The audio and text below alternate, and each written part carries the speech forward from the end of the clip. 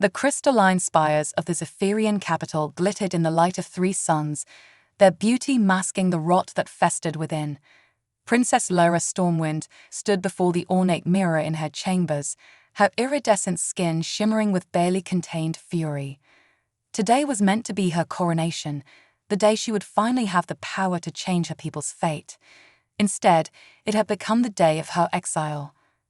Lyra's hand clenched around the data crystal containing evidence of the High Council's corruption. For years, she had worked in secret, gathering proof of their crimes against not only the Zephyrian people, but countless other species across the galaxy. She had been so close to exposing it all, to ushering in an era of true justice and equality. But they had been one step ahead. A sharp knock at the door jolted Lyra from her thoughts. "Your Highness," came the muffled voice of her most trusted guard, Kale. "They're coming." Lyra's heart raced. She had minutes, perhaps seconds, before the Imperial Guard would burst in to arrest her on trumped-up charges of treason. Everything she had worked for, all the hopes she had for her people, it would all be lost if she didn't act now. "Computer," Lyra commanded, her voice steady despite the adrenaline coursing through her veins. "Initiate Protocol Stardust." The room hummed to life, hidden panels sliding open to reveal her escape route. As the sound of heavy footsteps echoed down the corridor, Lyra grabbed her pre-packed bag and slipped into the secret passage. The wall sealed seamlessly behind her, leaving no trace of her departure. Lyra navigated the twisting tunnels with practiced ease, her bioluminescent markings providing just enough light to guide her way. These ancient passages, remnants of a time before the Empire's iron grip, had been her salvation more than once during her clandestine investigations. At last, she emerged into the cavernous royal hangar. Rows of sleek spacecraft stood at attention, their polished hulls gleaming. But Lyra's eyes were fixed on a small, unassuming vessel tucked away in the corner, the Star Whisper, her personal ship modified for long-range, stealth travel. As Lyra approached, a figure melted out of the shadows. She tensed, ready for a fight, only to relax when she recognized Kel's broad shoulders and kind eyes. "You made it," he said, relief evident in his voice. "We don't have much time. The alarm will sound any moment." Lyra nodded, allowing herself a brief moment of gratitude for Kel's unwavering loyalty. "Thank you, old friend. I couldn't have done this without you." Kel's expression turned sullen. "My princess, are you certain this is the only way? Perhaps if we appeal to the people, gathered support." "We've been over this," Lyra cut him off gently. "The Council's grip is too tight. They control the media, the military. Even if we could reach the people, they'd be crushed before they could rise up." She placed a hand on Kel's arm. "This is the only way. I have to find help beyond our borders, allies strong enough to challenge the Empire." A distant explosion rocked the hangar, followed by the wail of alarms. Kel's eyes widened. "They've discovered your absence sooner than we anticipated. You must go now." Lyra sprinted for the Star Whisper, Kel close on her heels. As she reached the ship's ramp, she turned back one last time. "Come with me," she pleaded, though she already knew his answer. Kel shook his head, a sad smile on his face. "My place is here, protecting our people as best I can. But you, Lyra, you carry the hope of our entire world. Find the help we need, and return to us." Tears stung Lyra's eyes as she nodded. With a final, grateful look at her oldest friend, she sealed the ship's hatch and raced to the cockpit. Her fingers flew over the controls, bypassing safety protocols in her haste to launch. The hangar doors began to close, the screech of metal on metal filling the air. Lyra gritted her teeth and pushed the Star Whisper to its limits. The ship shot forward, scraping against the rapidly narrowing gap. For a heart-stopping moment, Lyra thought she wouldn't make it. But then she was through, bursting into the open sky. Immediately, her ship's sensors lit up with incoming projectiles. The Imperial fleet, always on standby, had mobilized with terrifying speed. Lara's hands danced across the controls, weaving the Star Whisper through a deadly dance of energy beams and missiles. Come on, she muttered, watching the altitude meter climb. If she could just reach the upper atmosphere, she could activate the hyperdrive and... A lucky shot clipped her wing, sending the ship into a wild spin. Lara fought for control, her heart pounding in her chest. Warning lights flashed across every display, systems failing one by one. With a final burst of desperation, Lara managed to stabilize the ship just enough to punch in the coordinates for a blind jump. It was risky. She could end up in the heart of a star or the vacuum of intergalactic space, but it was her only chance. As the pursuing ships closed in, their weapons charging for a killing blow, Lara clutched the data crystal containing all her hopes and dreams. For Zephyria, she whispered, and activated the hyperdrive. The familiar stars of her home system vanished in a blur of impossible light and color. Lara felt the strange, stomach-churning sensation of faster-than-light travel, amplified by the damage to her ship.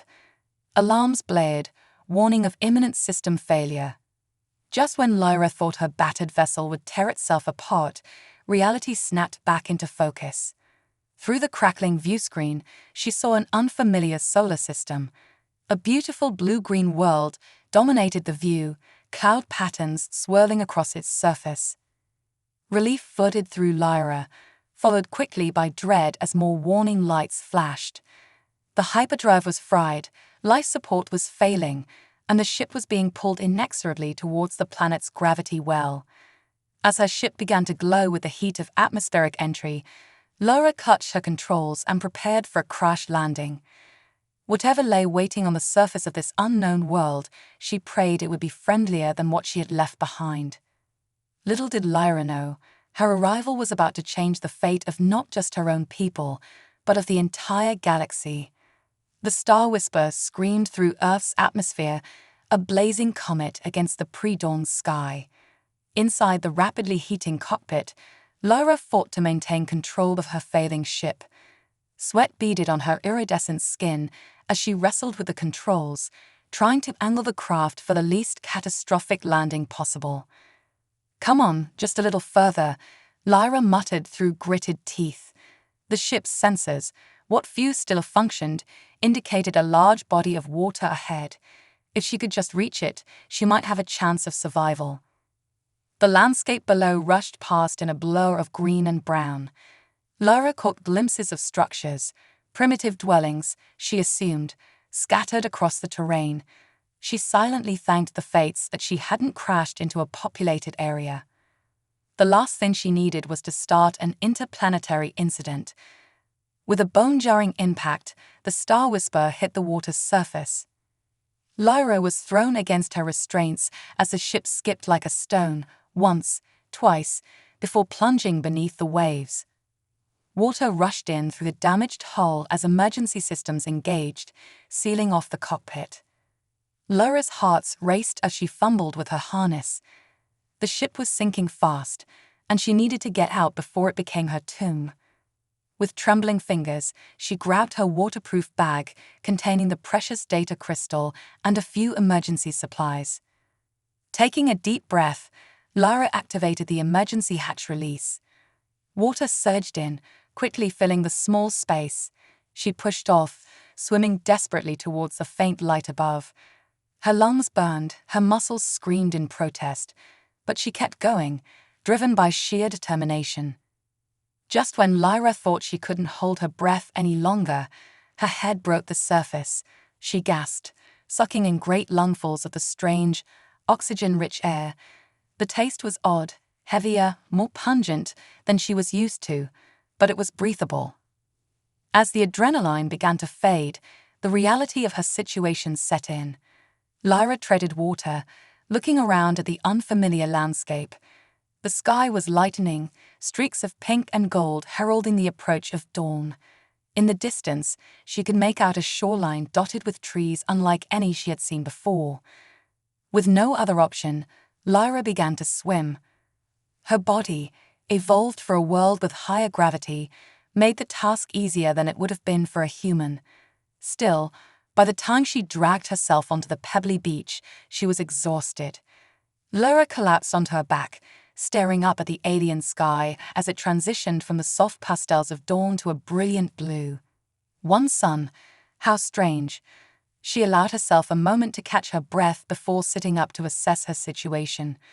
Her clothing, designed for the controlled environment of the Zephyrian palace, was in tatters.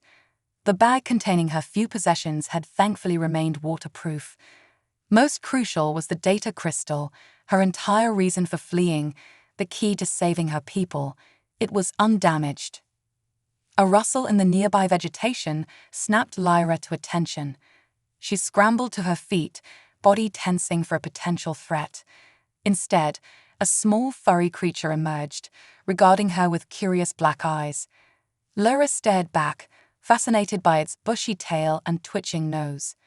The moment was broken by a distant sound, some kind of engine, Lyra realized. She needed to move, to find shelter and figure out her next steps. Grabbing her bag, she headed for the tree line, her bare feet sinking into the unfamiliar soil. As Lyra made her way through the forest, her scientific curiosity warred with her sense of urgency. Everything was so alien, the texture of the bark, the shape of the leaves, even the quality of the light filtering through the canopy. Part of her longed to stop and examine it all, to catalogue the differences between this world and her own. But the sound of engines was growing closer, and she couldn't risk being discovered. After what felt like hours of walking, Lyra's sensitive ears picked up the sound of flowing water. Following it, she soon came upon a small stream. She knelt by the bank, using her hands to scoop up the cool, clear liquid. It tasted strange, but it quenched her thirst. As Lyra sat back, contemplating her next move, a glint of metal caught her eye. Pushing aside some foliage, she discovered the rusted remains of some kind of structure. It was crude by Zephyrian standards, but it offered a potential hiding place. Lyra crawled inside, grateful for the shelter. She allowed herself to relax slightly, knowing she was out of immediate danger. Now came the hard part, figuring out how to survive on this primitive world long enough to find a way off it. As the adrenaline faded, exhaustion crept in. Lyra's eyes grew heavy, the stress of her escape and crash landing finally catching up with her. Despite her best efforts to stay alert, she soon drifted into a fitful sleep. She dreamed of home, of soaring crystal spires and shimmering fields of luminescent flowers. But the beauty twisted, warped by the corruption she had uncovered. In her dream, Lyra saw her people suffering, crying out for help as the High Council's iron grip tightened. Lyra jolted awake, her hearts racing. Sunlight streamed through gaps in her shelter, indicating she had slept for several hours. She took a deep breath, trying to center herself. The dream was a stark reminder of why she was here, of the monumental task that lay ahead. A rustling outside made Lyra freeze. She held her breath, straining her ears. The sound came again, closer this time, accompanied by voices. Yes, definitely voices, speaking a language she didn't understand. Lyra's mind raced. She wasn't ready for this. She had no plan, no way to communicate, no idea if these beings would be friendly or hostile. The voices grew louder, and Lyra caught a glimpse of movement through a gap in the metal. Two figures, bipedal like her own people but clearly different. Their skin lacked the iridescent quality of Zephyrians, instead varying in shades of brown and pink. Lyra's heart pounded as she weighed her options. She could try to run, but in her weakened state, she doubted she'd get far. Fighting was out of the question. She was no warrior, and she had no wish to harm the natives of this world. That left one option: reveal herself and hope for the best. Taking a deep breath, Lyra pushed aside the rusted metal and stepped into the sunlight. The two humans, for she assumed that's what they were, stopped in their tracks, eyes wide with shock. For a long moment, no one moved. Lyra raised her hands slowly, palms out in what she hoped was a universal gesture of peace. "Hello," she said, knowing they wouldn't understand her words, but hoping her tone would convey her non-hostile intent. "I come in peace." I need your help. The humans exchanged a glance, their expressions a mix of fear, awe, and curiosity. Then, to Lyra's surprise, the shorter of the two stepped forward. He spoke, his words incomprehensible to her, but his body language seemed cautiously open. Lyra allowed herself a small flicker of hope. Perhaps, against all odds, she had found potential allies in this strange new world. Now, if she could just figure out how to communicate with them, she might have a chance at survival and at fulfilling her mission to save her people. Alex Chen stared at the alien before him, his mind struggling to process what he was seeing.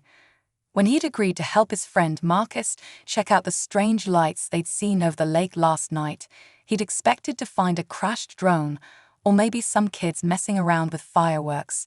He definitely hadn't expected this.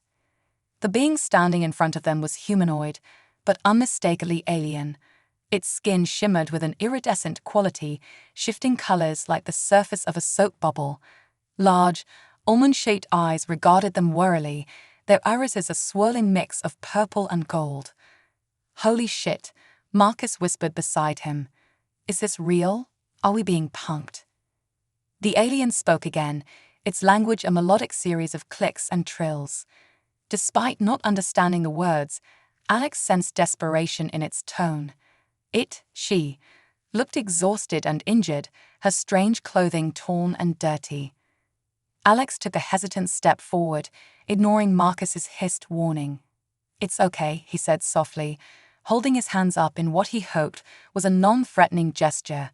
"We're not going to hurt you." The alien tilted her head, seeming to study him intently. Then, to Alex's amazement, she reached out and gently touched his forehead. A tingling sensation spread through his mind, and suddenly he could understand her. "Thank you," the alien said, her voice now clear in his head. "I am Lyra. I mean you no harm. I crash-landed on your world, and I need help." Alex blinked, trying to wrap his mind around what was happening.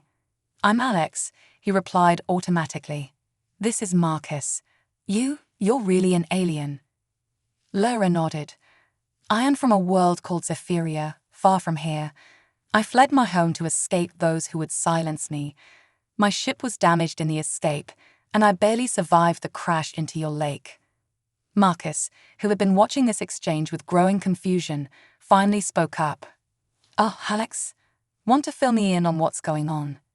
Alex quickly explained the situation to his friend, watching as Marcus's expression cycled through disbelief, fear, and finally a sort of resigned acceptance.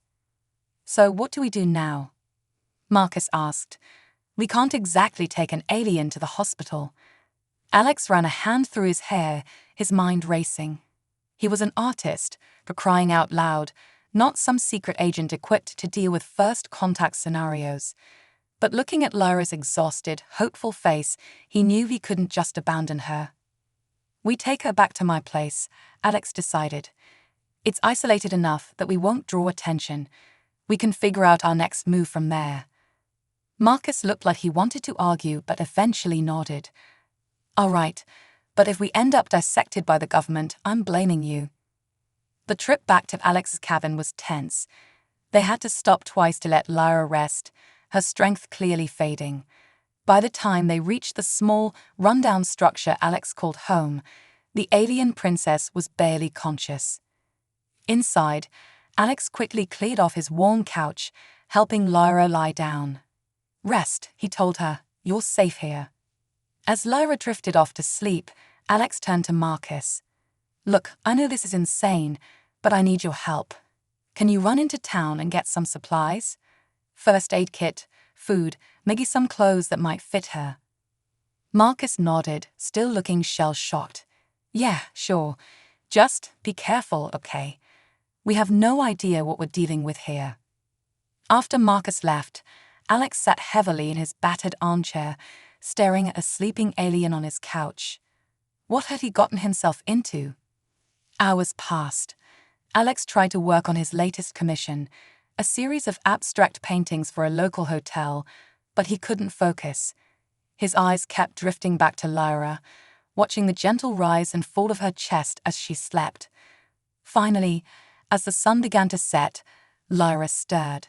She sat up slowly, wincing slightly. "How long was I asleep?" she asked, her voice still sounding in Alex's mind rather than his ears. "Most of the day," Alex replied. "How are you feeling?" "Better, thank you." Lyra looked around the small cabin, taking in the cluttered space with obvious curiosity. Her eyes lingered on Alex's paintings, her head tilting in that bird-like way he was beginning to recognize as a sign of interest. "You are an artist." Alex nodded, feeling suddenly self-conscious. "Yeah, I try to be. It doesn't exactly pay the bills, but—" "These are fascinating," Lyra interrupted, her eyes still fixed on the canvases. "The way you capture emotion through color and form, it's not unlike some of our own art on Zephyria." A warmth spread through Alex's chest at the compliment. "Thanks. I don't suppose you have much use for a starving artist on your world, huh?" Lyra's expression turned serious. "Alex, I need to explain why I'm here. My world, my people, they're in danger. I came seeking help, allies who could stand against the corruption that threatens to destroy everything I love." Over the next hour, Lyra told Alex her story. She spoke of a once great empire, now rotting from within, of a ruling council more concerned with maintaining their own power than the welfare of their people, of her own efforts to expose the truth and the danger she now faced. As she talked, Alex found himself drawn in by her passion, her unwavering commitment to her cause. It stirred something in him, a sense of purpose he'd been lacking for far too long. "I want to help," Alex said when she finished. "I don't know how much use I can be, but I want to try." Lyra's eyes widened in surprise. "You would do that? For a stranger? An alien you've just met?" Alex shrugged, a small smile playing at his lips. "What can I say? I've always had a soft spot for lost causes." Lyra reached out, taking Alex's hand in her own. The touch sent a tingling sensation up his arm. "Thank you, Alex. I don't know how to repay you for your kindness." An idea struck Alex. "Actually, there might be a way.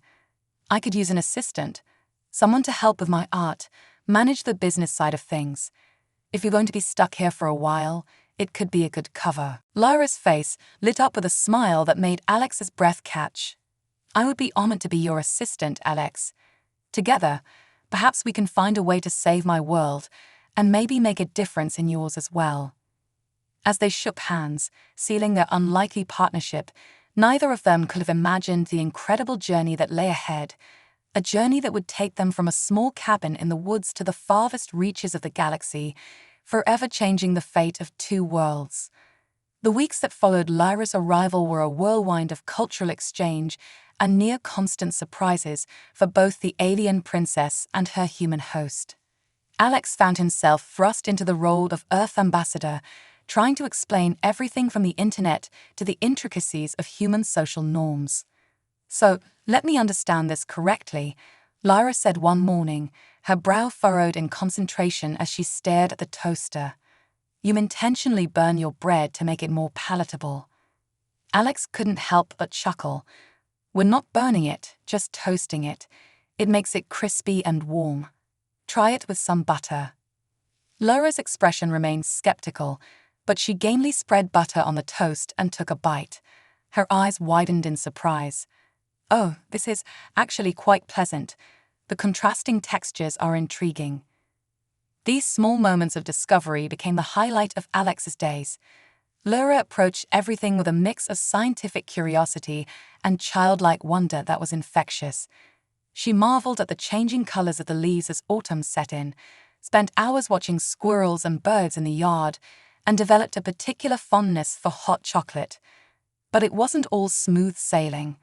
Lyra's otherworldly appearance made venturing into town a risky proposition. They had managed to cover her iridescent skin with makeup and concealing clothes, but her unusual eyes and the graceful, almost floating way she moved still drew attention. "Remember," Alex coached as they prepared for another supply run, "try to walk more heavily. Humans don't glide like you do." Lyra nodded, concentrating on making her steps more pronounced. Like this? She asked, clumping across the room with exaggerated movements. Alex stifled a laugh. Maybe dial it back a little. You look like you're wearing concrete shoes. As Lyra practiced her human walk, Alex reflected on how quickly she had become an integral part of his life. True to her word, she had thrown herself into the role of artist's assistant with enthusiasm. Her alien perspective brought a fresh eye to his work, and her organizational skills had whipped his chaotic business practices into shape. More than that, Alex found in Lyra a kindred spirit. They would spend hours discussing art, philosophy, and the nature of their respective worlds. Lyra's passion for justice and her unwavering commitment to her cause inspired Alex to push himself further in his own work, infusing his art with deeper meaning and purpose. But beneath the growing friendship and day-to-day adjustments, a current of tension ran. Lyra worked tirelessly on a way to contact her allies, jury-reading communications devices from salvaged parts of her ship and whatever Earth technology Alex could procure. The data crystal she had brought from Zephyria remained their ace in the hole, but without a way to transmit its contents to the right people, it was useless. Any luck? Alex asked one evening, finding Lyra hunched over a makeshift workbench in the corner of the living room. Lyra sighed, pushing back a strand of her silvery hair. Not yet. The technology gap is significant. It's like trying to build a quantum computer with stone tools. No offense. None taken, Alex replied, setting a mug of hot chocolate beside her. We'll figure it out. In the meantime, maybe we should focus on your cover story. The locals are getting curious about my mysterious new assistant. Lyra took a sip of the hot chocolate, her expression thoughtful. What if we lean into it? Make me mysterious on purpose. Alex raised an eyebrow. What do you mean? Well, you're an artist. Why not present me as your muse? A reclusive model for a new series of paintings. It will explain my odd appearance and why I'm not often seen in town. Alex mulled it over. It wasn't a bad idea. In fact, that could actually work, and it might help drum up some interest in my art. Lyra, you're a genius. Lyra beamed, her eyes swirling with flecks of gold. I have my moments. Now, shall we begin planning this new series? Over the next few days, Alex threw himself into creating a body of work centered around Lyra. He painted her as she truly was, iridescent skin, alien eyes, and all, but abstracted and stylized in a way that could be interpreted as artistic license rather than literal depiction. Lyra, for her part, embraced her role as muse with gusto. She posed for hours, discussing composition and color theory with Alex as he worked. Her insights, drawn from Zephyrian artistic traditions, pushed Alex to experiment with new techniques and styles. As the collection grew, so did the buzz around town. Word spread of the reclusive artist in the woods and his mysterious muse. Art critics from the nearest city began to take notice, intrigued by the otherworldly quality of Alex's new work. I can't believe this, Alex said, staring at an email on his laptop. The Harriston Gallery wants to show my new series. This could be my big break. Lyra's face lit up with genuine joy. Alex, that's wonderful. Your talent is finally being recognized. But as Alex looked up from the screen, he saw a flicker of something else in Lyra's eyes, a hint of sadness, quickly masked. Lyra, what's wrong? She hesitated, then sighed. It's nothing. I'm truly happy for you, Alex. It's just, I'm reminded of how far I am from home, from my own purpose. Every day that passes, I worry about what's happening on Zephyria, about the people suffering under the Council's rule. Alex set aside his laptop and moved to sit beside her. Hey, we haven't given up. We're still working on contacting your allies. And in the meantime, this gallery show could be an opportunity. More attention means more resources. Maybe we'll meet someone who can help. Lyra managed a small smile. You're right, of course. I'm sorry for dampening your moment of triumph. Don't apologize, Alex said, taking her hand. The now familiar tingle of her touch sent a warmth through him. We're in this together, remember? Your cause is my cause now. As they sat there, hand in hand, Alex was struck by how natural it felt.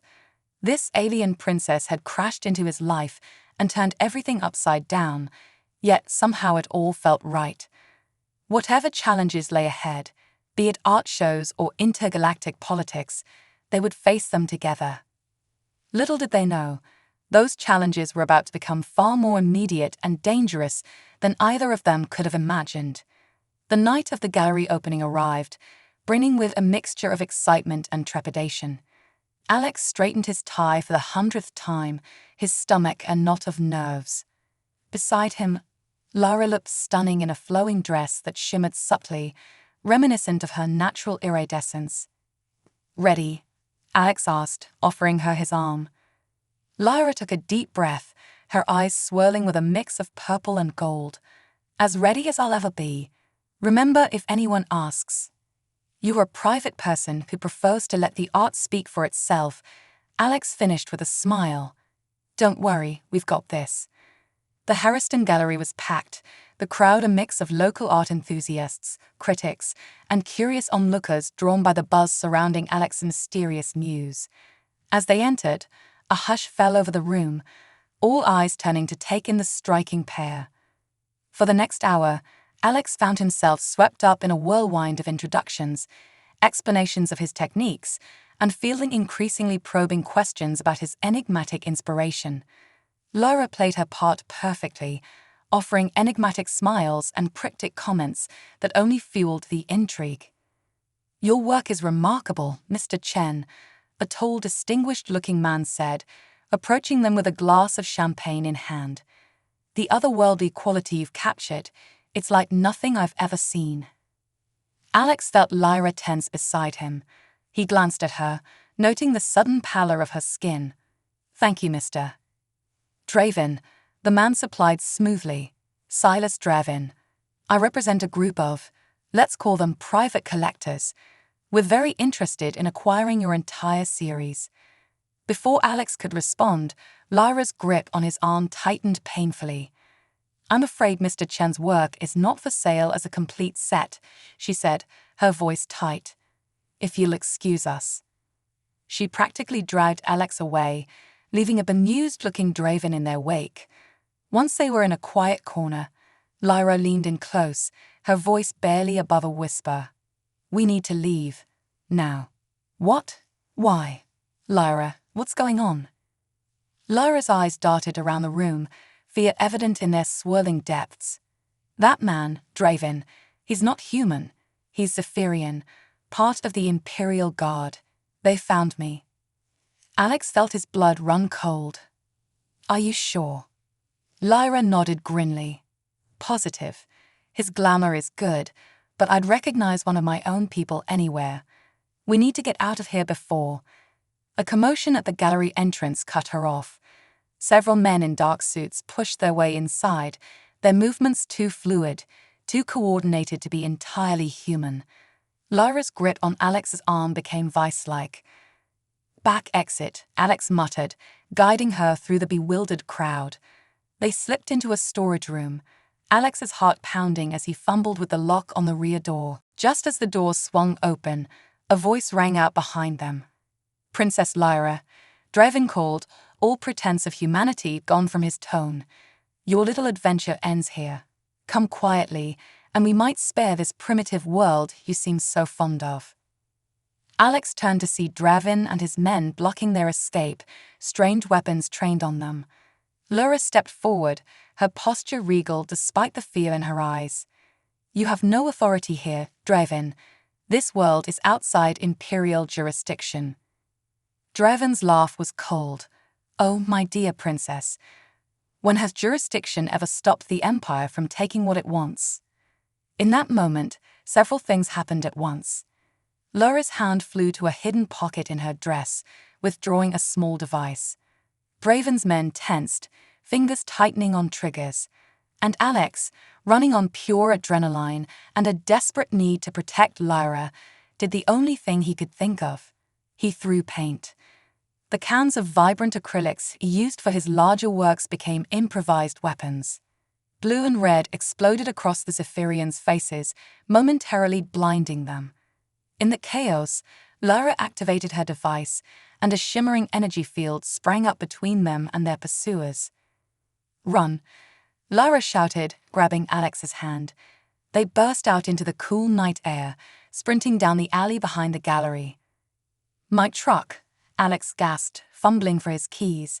They piled into the battered old pickup, the engine roaring to life just as the first energy blasts scorched the pavement where they had been standing.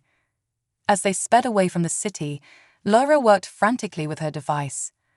"I've managed to scramble their sensors temporarily," she explained, "but it won't last long.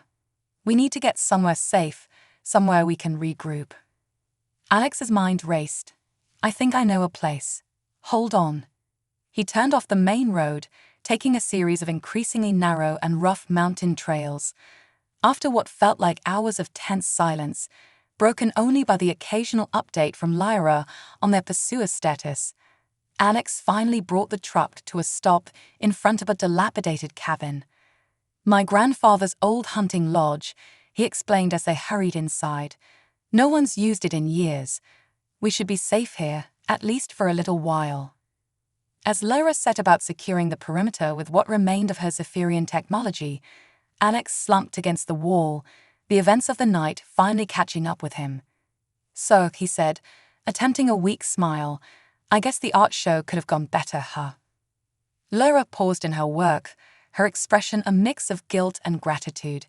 "Alex, I'm so sorry. I never meant to put you in danger like this.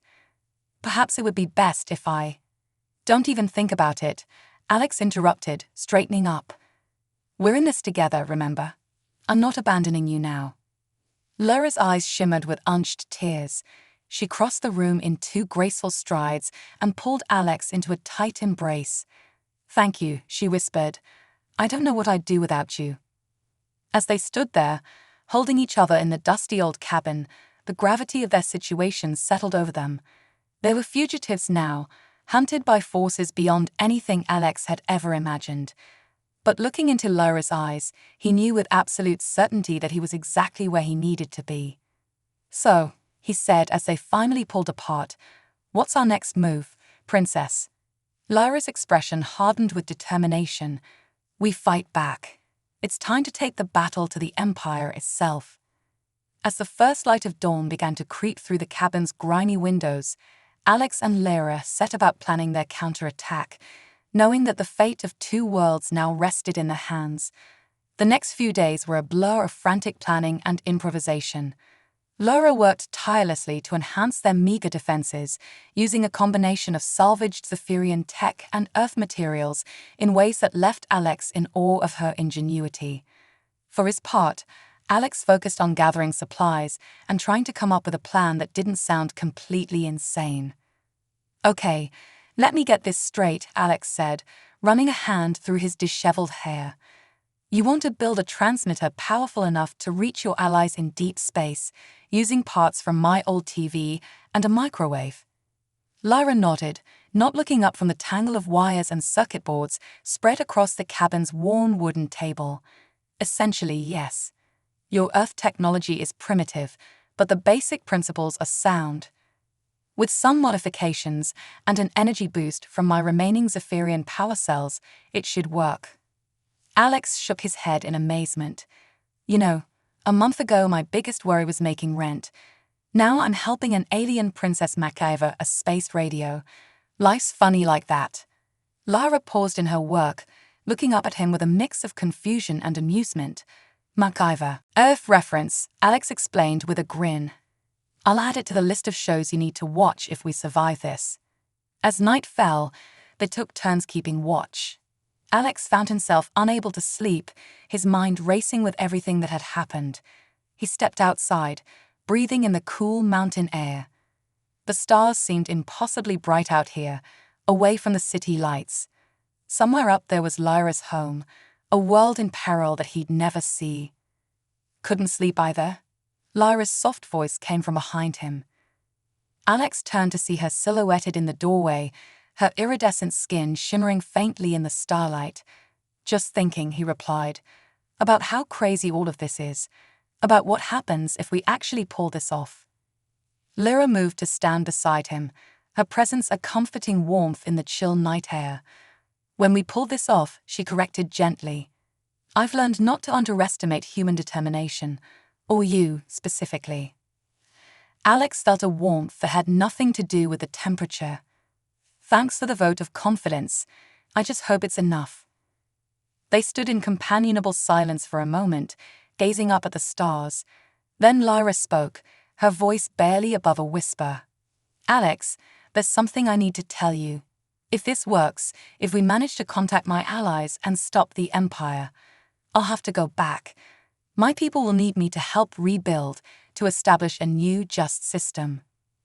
Alex felt his heart sink, even as he nodded in understanding. I know, he said softly. I've always known you couldn't stay forever. You've got a whole world counting on you. Lyra turned to face him, her eyes swirling with emotion. But that doesn't make it any easier. You've become important to me, Alex. More than I ever expected. Their eyes met, and for a moment, the galaxy seemed to hold its breath. Alex leaned in, drawn by a force as inexorable as gravity. Their lips met in a kiss that felt like stardust and possibility, an impossible convergence of two worlds. When they finally parted, Alex rested his forehead against Lyra's. We'll figure it out, he promised. Together. The moment was shattered by a sudden, piercing alarm from inside the cabin. They rushed back in to find Lyra's makeshift sensors blinking urgently. They found us, Lyra said, her voice tight with tension. We're out of time. Alex's mind raced. The transmitter? Not ready, Lyra replied, frustration evident in her tone. We need maybe an hour more, but we don't have. Then I'll buy you that hour, Alex interrupted, a plan already forming in his mind. You stay here, finish the transmitter. I'll lead them away. Lyra's eyes widened in alarm. Alex, no. It's too dangerous. These aren't just humans we're dealing with. Alex managed a cocky grin, channeling every action hero he'd ever seen. Hey, I'm just a primitive Earthling, remember? They'll underestimate me. Besides, I've got a few tricks up my sleeve. Before Lyra could protest further, Alex grabbed his backpack, already packed with supplies for just such an emergency, and headed for the door. He paused, looking back at Lyra. Finish that transmitter. Save your people. And he hesitated, then plunged ahead. I love you, Space Princess. With that, he was gone, racing into the pre-dawn forest. Behind him, he heard Lyra call out, I love you too, you impossible human. Alex grinned despite the danger, her words giving him renewed strength. He had a plan, crazy, desperate, and probably suicidal, but a plan nonetheless. As he ran, he pulled out cans of spray paint from his backpack. With quick, practiced strokes, he began leaving a trail of glowing, abstract designs on trees and rocks. To human eyes, they would look like simple graffiti. But to the Zephyrian's advanced sensors, they would read as energy signatures similar to Lyra's technology. The forced trail led away from the cabin, deeper into the wilderness. Alex's lungs burned as he pushed himself harder, knowing that every second he bought could mean the difference between success and failure for Lyra's mission. Finally, he reached his destination, a sheer cliff face overlooking a rushing river. This was it, no more running. As if on cue, he heard the unmistakable hum of Zephyrian energy weapons powering up behind him. Alex turned slowly, raising his hands in surrender, to face Draven and his squad of Imperial guards. Well, Dragon sneered, the princess's pet human. How noble of you to sacrifice yourself. Now, tell us where she is, and we might make your death quick. Alex allowed himself a small smile. Sorry, pal, but you've got bigger problems than finding Lyra. Draven's eyes narrowed. What are you talking about? Well, Alex said, slowly reaching into his pocket, turns out humans aren't as primitive as you thought. While you were chasing me, my government was tracking you. He pulled out his phone, the screen displaying a countdown timer. Draven's eyes widened in alarm. What is that? Some kind of weapon. Alex's grin widened. Something like that. See, we've known about aliens for years. Area 51 and all that. Totally real. And now that you've shown your hand, Earth is ready to fight back. It was a bluff, of course. The boldest, most insane bluff of Alex's life. But as he watched doubt and fear creep into Draven's eyes, he knew it was working. You're lying, Draven snarled, but there was a tremor in his voice. Am I? Alex countered. You really want to take that chance? Because this timer hits 0 in about 10 seconds, and then every human weapon on the planet is going to be aimed right at you. For a long, tense moment, no one moved. Then, just as the timer was about to hit 0, Draven barked an order. The Imperial Guards lowered their weapons, backing away slowly. This isn't over, Draven growled as they retreated. Alex waited until they were out of sight before allowing himself to breathe. He sagged against a tree, his heart pounding. He'd done it. He'd bought Lyra the time she needed. Now he just had to hope it was enough.